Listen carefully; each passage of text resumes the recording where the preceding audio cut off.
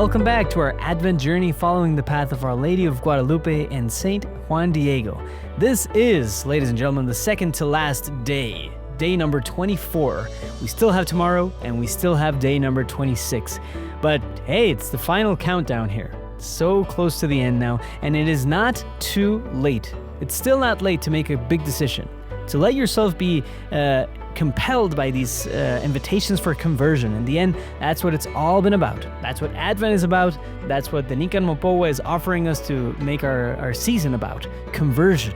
And conversion manifests itself in small things as well as big things. And the other curious thing about conversion, as we'll see today, is that it just never ends. It's about these interesting cycles that move and renew themselves as our lives themselves might change and might transform. So let's go ahead and listen to the segment of the Nican Mopowa for today. Having finally entered, he knelt in the bishop's presence just as he had done before, and again he recounted everything he had seen, everything he had marveled at his entire message. He said, "My lord, governing priest, truly I have completed and fulfilled what you commanded me. I went and told the lady, my mistress, the celestial maiden, Holy Mary, the beloved Mother of God, that you required a sign to believe me, so that you would build her sacred little house, there where she asked you to construct it. I also told her that I had given you my word to return and bring you some sign, some proof of her venerable will, as you had entrusted me.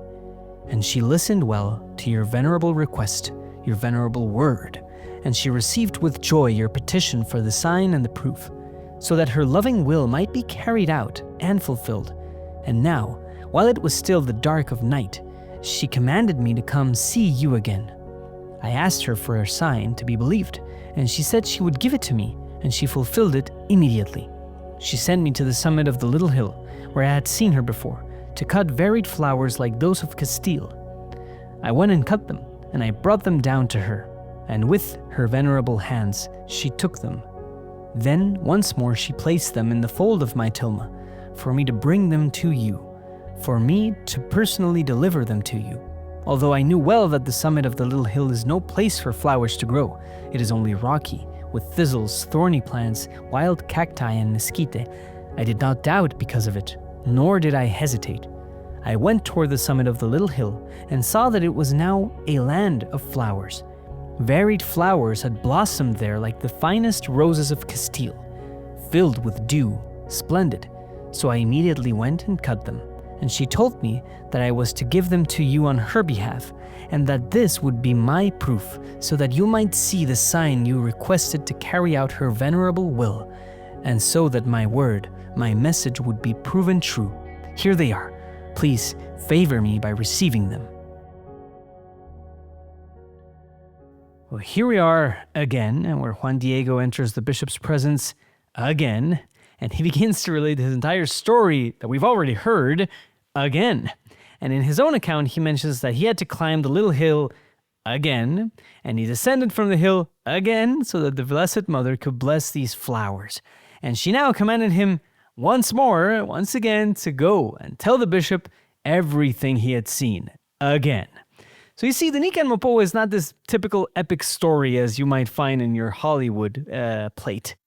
We're used to these hero narratives where there's this big and epic moment and these this journey where there's this climax and the ending. You see these stories, and the Nican Mopowa is certainly not that. We would refer to it more appropriately as a cycle. A spiral of encounters in which the Blessed Mother, Juan Diego, and the bishop meet over and over again. And these cycles show us something interesting because these cycles are progressive and they go through these different moments as cycles. And we've seen that, right? Juan Diego was asked certain questions at the very beginning, and these exact same questions popped up at just recently when he was confronted by the Blessed Mother.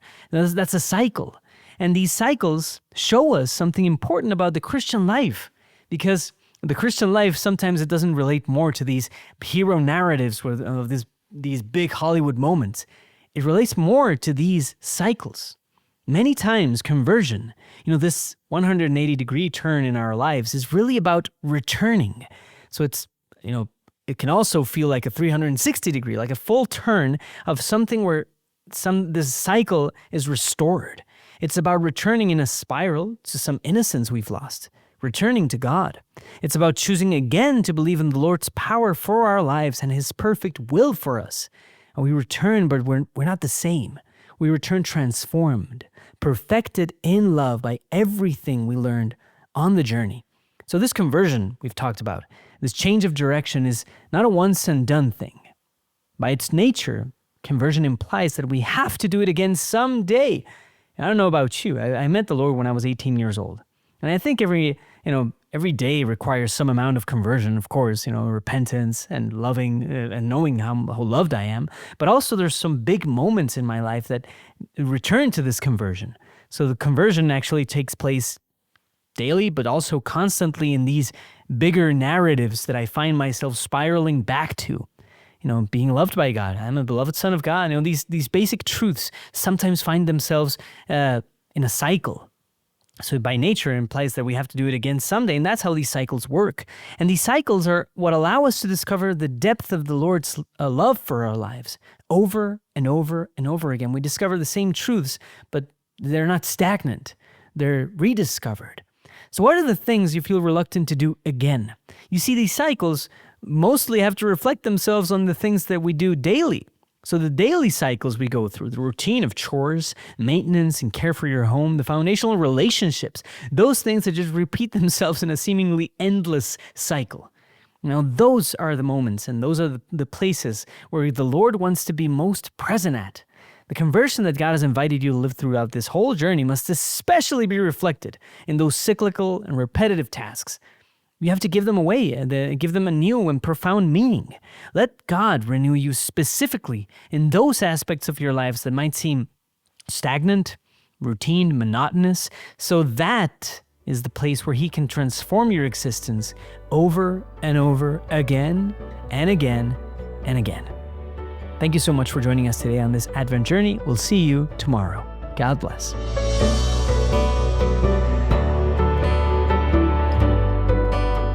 This podcast is brought to you by Juan Diego Network, a project by Juan Diego and Friends Incorporated, a nonprofit seeking to attract people on the internet to in-person Christian community and the sacraments.